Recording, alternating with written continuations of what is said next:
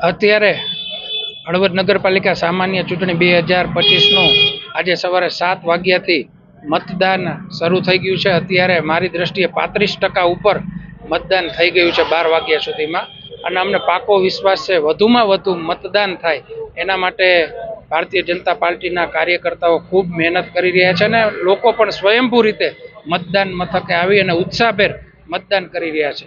ત્યારે ભારતીય જનતા પાર્ટી અને હળવદ શહેર એ એક સિક્કાની બે બાજુ છે।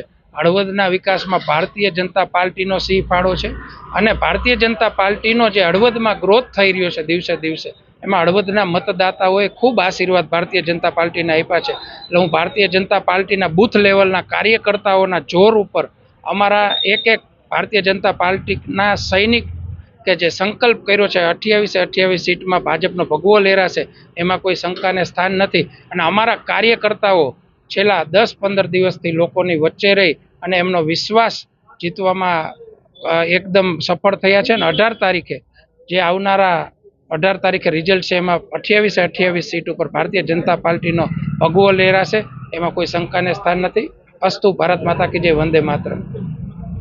આજ રોજ હળવદ નગરપાલિકાની ચૂંટણીના મતદાનના દિવસે લોકોમાં અને પ્રજામાં એટલો ઉત્સાહ દેખાઈ રહ્યો છે કે છેલ્લા 30 વર્ષથી હળવદ નગરપાલિકામાં ભારતીય જનતા પાર્ટીનું શાસન રહેલું છે અને જે અમે વિકાસના કામો કર્યા છે ને એના આધારે હળવદ નગરપાલિકાના લોકો આ વખતે પણ એમના આશીર્વાદ અમારા ઉપર આપવાના છે અને હળવદ નગરપાલિકાની 28 સીટ ભારતીય જનતા પાર્ટી જીતશે એવો અમને વિશ્વાસ છે।